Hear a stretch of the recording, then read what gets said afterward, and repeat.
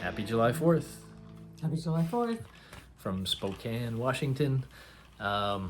Just to give you up to speed, take you on the ride with us a little bit. There would be no GoPro ride stuff. GoPro suddenly, A, wasn't cooperating, and B, wasn't important. What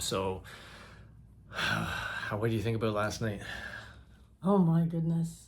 The busiest campground I've ever seen in my life. It was crazy. From an anthropology point of view, it was kind of interesting because it was a lot of people who liked motorized things, boats, sea-doos, scooters, every kind of imaginable. And they let their kids use them, like 3 on top of them at a time going on. So it was an interesting group of people. They seemed very family oriented, but that's what it was geared to. That's what the campsite was geared There were to. kids that looked like they were 12 years old driving a whole bunch of other kids around hauling a boat between with a couple of kids in the boat. From a certain set of eyes, it looked like very risky, but you also had the sense that these guys grew up this way, and nobody in their group seemed to think it was risky. And they were having a blast. Yeah, they were. So it was like just kind of interesting to see. The problem was it just, not that it didn't stop, but like you said, the kids stopped. Yeah. Kids were fine. Yeah, people that were walking around outside our tent area. Half the night. Yeah. And normal day conversation. Yeah, which in a tent, you just hear. And I had earplugs in all night, knowing it was going to be an issue. I did it off and on. They bugged me to have them in, like them so either, I would go and back I could and still forth. hear people talking even with those earplugs. But even worse than that for me was they all have these Cummins diesel-powered giant half-ton trucks that can haul boats and all this kind of stuff, and they that's why they have them, because they like big toys. But they all have these engines like it's just like an old 60s Mustang or something. Sounds like it wants to eat you alive, and then they're creeping along on the gravel in the parking lot. So in the tent you just keep hearing this. Those 5 miles an hour is the speed limit. Oh my goodness, and it just didn't stop. At 3:30 in the morning I got up and this was all going on. And so anyway, we did our best. And how many trailers left their lights on all night? Oh, yeah. Colorful lights all around. Yeah, and occasionally headlights would be right on our tent, and you'd be like, okay. We did the best. Canada's national parks. Yeah. You know what you're going to get. It's We're gonna have to figure out what kind of campers we are. Now we haven't done the U.S. parks yet, so this isn't against them at all. Yep. So anyway, it was perfectly fine. Well, it was most of the community, they were very happy with how the campground worked. I think just as us people that didn't fit. But it was very crowded. Yeah, they were all sleeping in today. Anyway, so we got up early. Washrooms were horrible. We got up at 6:30, something like that, and just wanted to get going because we knew we had to figure out what to do. We knew the first step was to go to Spokane, and for me to take some of what I learned from YouTube and put it to the test and to see what it was like to ride the bike without a clutch. We also knew that we had friends in Calgary, John and Chris, but John in specific here, that we became friends with, that knew Ducatis, and that I could reach out to and ask some questions to, including... I fixed my brakes. Yeah, including, is it crazy for us to go back to Calgary? So anyway, off we went. So this is the prairies that I thought of. Not really. It's a little up and down, a little hilly, but the road tends to be straight, and it's yellow on both sides, and the wind is beating on us. But it's straight, and there's not a lot of traffic, and so I had a little bit of trouble getting going at first, but I got going. But then Sue stopped, and so I had to stop. So then I got going, and she got going, and then we stopped for gas. And it's really the getting going part that worries me. And so what you want is just not to stop as much as you can. And so after that, we didn't. We got onto the 20. Oh yeah, we did. We did in that town. We stopped and had a coffee. Yeah. So anyway, we got on the 20. We were going to stay tonight. I just got up to 4th gear, and I just stayed there. And the bike is fine when you learn when to do it. When you're traveling, it's not a problem at all. Yeah, and so prairie roads, straight roads, whatever, and we just blasted down there, and then we were getting within about 60k of Spokane, and I figured Susan and I needed to chat about what plan we want to follow, because if we can avoid Spokane, if we didn't have to go to Spokane, we'd try to avoid it. Yeah, well, so we also sat had to down. be close to the motorcycle dealer. Yep. Sat down, chatted a bit. I did reach out to Chris, or John rather, because I knew they would be open at that point in time, and had a good chat with John, and which boiled down to a few things like, yes, you'd be an idiot to ride to Calgary. He said, even doing what you're doing is tricky. He said you wouldn't do it in a mountain pass if something went wrong and you were relying on your engine brakes to stop you, and they weren't there. You'd be in trouble. So he's like, yeah, don't do that. Go to Spokane. He just said, in fact, if you can, get it towed. But I was feeling pretty good about the bike. I was like, no, it's just that little start, and then it works fine. You watched a YouTube video. Watched a YouTube video. It happened to other people. They show us what to do. How to drive without This a is clutch. called discovery-based learning, by the way, and experiential learning in a very real sense. So we decided, though, at that point, after the chat with John, that we would just come to here, because there is a dealer here in Spokane. They're not a real mature Ducati dealer. They don't have a lot of parts. They've warned me already about these things, but they said, but if you want us to try to do something, take a look at it, then be there at 7 a.m. on July 5th, tomorrow. And so that's the plan we're going to follow. We did a bit of research. I think we actually did some pretty good problem solving. We found a motel, because I need to be able to pull right out of here, that was close to the service place, as close as we could was going kind of get downhill, it. kind of. Well, we didn't know It was a that. bit. We didn't know that, and I'm still not how sure but maybe it does. I think enough. It didn't take much. But we knew it was just off, like the 2 turns into the I-90, it goes back to being the 2, and the place I was going to was just off the 2, and we found a motel just about 4 blocks, I would say, maybe, down the street. It's important why I grown at 4 blocks, as I'll tell you in a second. So that was the plan. We put it in our GPS, and then it was just like, follow this purple line. But again, I just didn't want to stop. So back to riding in pretty open roads for a long time. Everything's fine. It's great. Then we hit a town, and I was really glad we hit the town, because it had like about 4 lights, and it was where I started practicing how to only hit green lights, which is what I want to do. So seeing how red or green it was, or how red or green I think it is, and then if I think it's gonna be red for a while, then I slow down early and just creep up and keep creeping until I see it turn green. If it is green, then I come closer, and when I feel like I'm close enough, I frickin' pounce. I just like boom, and yeah, and I go through that thing while it's green, and then I slowed right down again, and so I practiced in that town, and luckily there wasn't much traffic. And I did a couple things wrong, but there wasn't much traffic, and I was able to learn from it. I thought I was going to have to stop again. But I didn't, and then we went, down the 2, did the I-90, and then it turned on to the 2 again. But that was right after we hit town proper. We had just seen Spokane right there, and we were just coming right down sort of into it. And in fact, the 2 is a city street. It's a street that goes through Spokane with a lot of traffic lights. I don't know how many traffic lights. And when we first kind of got there, I had to stop for the first traffic light. I can't remember why, but I stopped and stalled. It's not. It was over 8.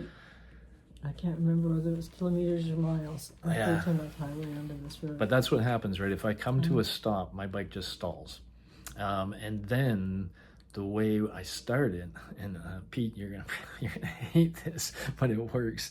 Is I put it in first gear, and I hit the starter. And it'll catch, and it'll sort of propel me forward, and then that gets the bike going in first gear. And once I'm in first gear, then I just have to wind the gears out.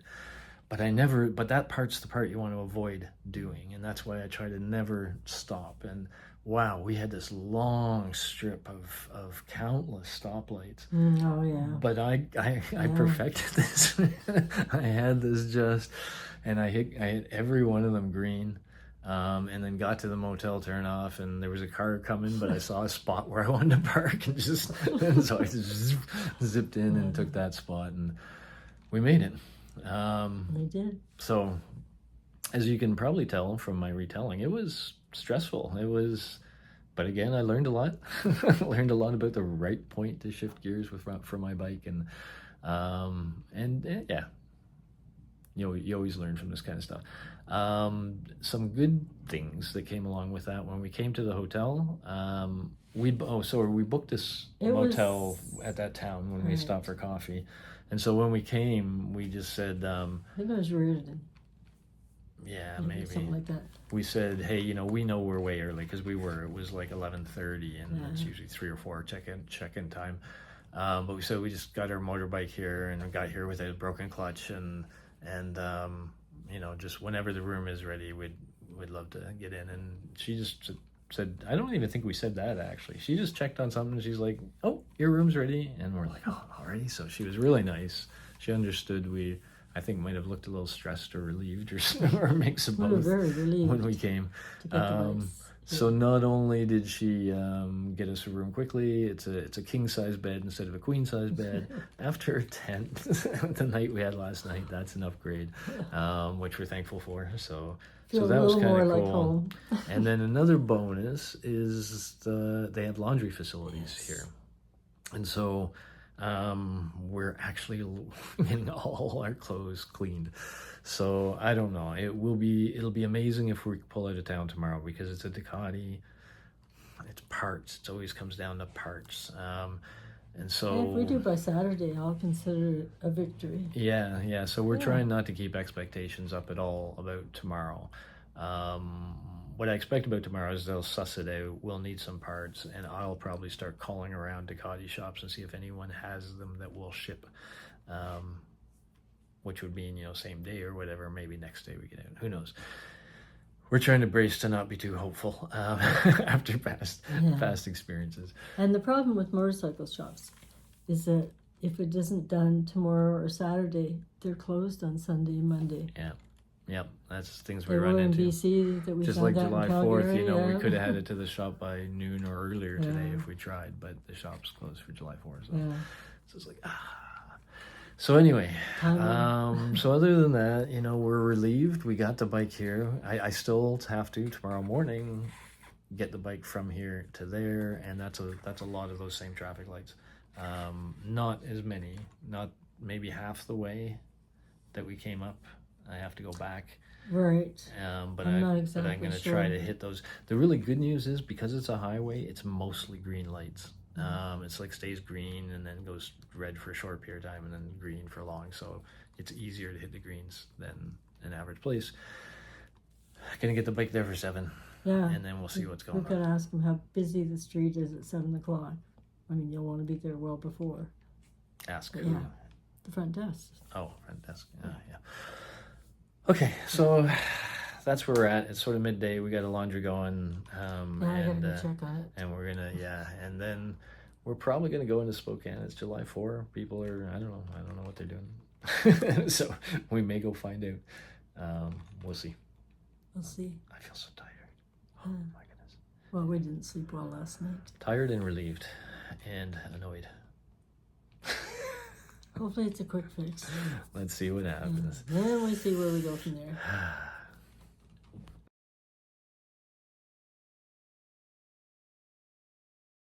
Alrighty, 6:47, and here we are at Spokane Power Sports.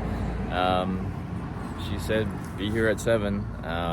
Again, no guarantees that they're going to be able to do anything, but at least they'll be able to look at it and let us know where things are. So we got up bright and early.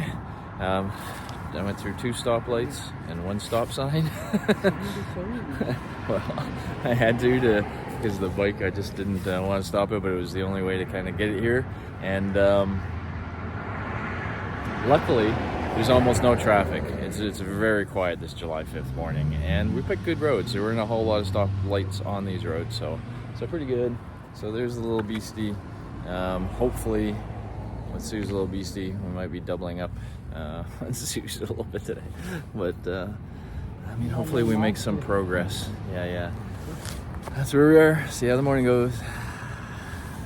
Okay, now for a brief, hopefully not over-optimistic appointment, but over-optimistic, whatever. We're feeling optimistic, which we were worried about.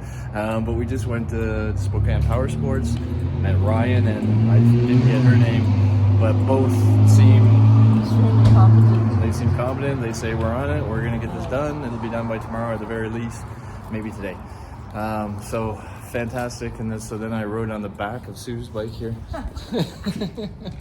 just like we saw the kids doing on the campground the other day, riding 2 up. So we did that. It was kind of fun. I got a bug in my eye right after we launched. It hit me in the eye. I'm like, ugh. But anyway, we made it back to the hotel. Now we're gonna have some breakfast and maybe go back to bed. Who knows? Never know. All right. So it's now 11 a.m. We're still in Spokane, Washington, but my goodness, we're happy to report that the bike has been fixed. All it took was a bleed of the line. And he's also shown me, he's gave me some of the fluid that we didn't use, and he's shown me how to, if it happens again, how to do it myself, which is really good stuff to have. And we stopped and picked up a couple tools, which are now under my seat. And then next time we don't get stuck for 3 days if this happens, which would be pretty cool. But hey, this is great. And actually, like we had yesterday to do laundry, we're gonna try to get a good night's sleep tonight. We're gonna do some trip planning, organizing. We may ship a bag of stuff back to Toronto just to get rid of it because we don't need it now that the weather's hot. It's going to be 41 here in 2 days. That's our challenge. So we can. It's up to 34 or 5. Yeah, we can. I mean, the good news is we can start looking ahead again, and we'll be doing that today too, actually sitting down with the computer and figuring out. And a big question will be, do we want to keep going through the States? And there's cool things in the States, like one of them is Sturgis, the Sturgis area, which I'd really like to ride around. But the other part of my brain says, my goodness, we've already had so many amazing experiences. We've seen so much just cool stuff. Do we need to deal with cost because the exchange rate here is crazy? It's more expensive here than we expected. And the heat in another country where we're always going to we're not going to be able to camp when it's 40 degrees. You can't, we need to be able to escape the heat. So in the back of our minds is we may look for a route where we can sneak back up into Canada at some point and what's a little more familiar, a little cheaper, a little cooler maybe, and head back home that way instead. So anyway, we're gonna figure that out this afternoon. We've got the day, we've got the room for the night, so we're gonna try to get a really good night's sleep tonight and be ready to launch and continue east tomorrow. So a little bit of a hiccup here, but not much of a hiccup, and the clutch feels great. So yeah, and I'm a little smarter. That's always good. All right, fantastic. Alrighty, about almost 7 o'clock at night, wherever we are. Spokane, Washington. It's been a good day. Actually, I mean, the amazing thing about today is we could have been back on the road at like 11 already. It would take us longer than that to pack everything up, but yeah. Yeah, maybe, but we're glad we didn't. We ended up taking this day to kind of, do a few things. So one of the really cool things we did is we have all this stuff that some stuff we packed we just don't need, and some stuff we packed for cold weather, like our heated gear and an extra blanket, and I had a warm sweater, and Sue had a couple of hoodies, and we just basically took all of this stuff and we packed it into my big bag, and then we went to a UPS store and shipped that to our daughter. Just got rid of that big bag, and with a bunch of stuff, 30 pounds of stuff that we don't have to haul around anymore, and instead I'll be taking Sue's little bag and putting it on my bike, which I fit much better, and it'll take some weight off her, it'll take some weight off me, and it just means we're not carrying around all this crap we don't need to be carrying around. So it'll make the bikes easier to handle, it'll help our gas mileage, all these kinds of things, and we just don't need it now. Now on the other side, hot weather is coming, and it's coming hard. It's already here. We've been feeling it here big time. It's, I don't know what it was today. Mid-30s, yeah. And it's going to get really hot in the west and kind of come this way. And so we know over the next couple of days we're going to be riding through heat. So we got ourselves a couple of, the nice term is Hydration packs. I like Camelbacks. This is basically a bladder full of 1.5 liters each of water that we can put on our back with a little backpack and a little tube, and so that while you're riding you can sip. So instead of getting dehydrated, riding for an hour and then trying to backfill that dehydration by drinking water, you can hydrate the whole way. And keep the hydration there, and that's going to be really, really important for us over the next little while, because it's going to be hot and we're going to be going through the Great Plains, which you cannot hide from the sun there. So we're going to get it full on, and it's dangerous, too much of it. So we're factoring it into our planning. We've got a route now, which is nice. We're staying in America for a while. We want to do the Montana Plains. What's it called? Battle of Little Bighorn. Yeah, the Battle of Little Bighorn in the Montana Plain. There's an artist that we like. Ron Negrini. I was gonna say Ron. What's Ron's? Ron Negrini. And the first time we saw him, we just walked into a coffee shop into Toronto. It was like Winterfest or something. Yeah. And he said, "I don't play this song very often, but I'm gonna play it tonight." And he played. Did it acoustic. He just did it acoustically, right? Yeah. And it's Montana Plain is what it's called, right? And it's all about the Battle of Little Bighorn and. Custer's Last Stand. Was it Custard? Yeah. Custer's Last Stand, and the whole story of it. And so we've always liked the song. We like Ron Negrini and other stuff he's done, and it's like, hey, we're going to be riding through the Montana Plain. That's kind of cool. We won't be doing that tomorrow. We'll get into Montana tomorrow, by the looks of things. Montana Plain after that. A couple days after that, we'll be in South Dakota, and specifically Sturgis. Which is supposed to have it's a motorcycle mecca. It's got a bunch of cool roads. So we wanted to hit those two things, the Montana Plain and Sturgis, and we're going to do that. And then we're going to scoot up and come back to Canada somewhere around Winnipeg-ish.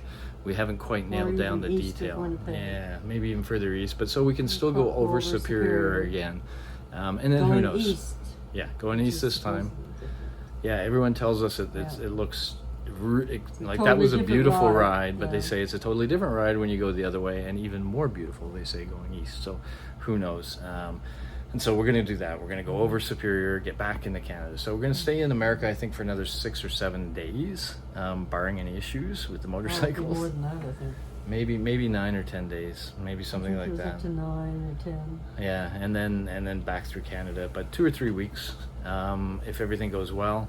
I bought the stuff I need if this clutch thing happens again, which it shouldn't. I now know how to fix it myself, which is pretty cool. I like knowing that, and having all the stuff to do it. But I feel good about the bikes and feel good about the day. We've got fresh laundry.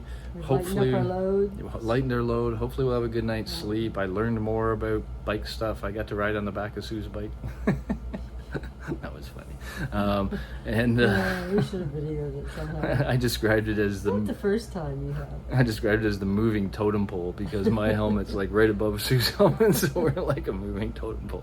Anyway, it was kind of funny.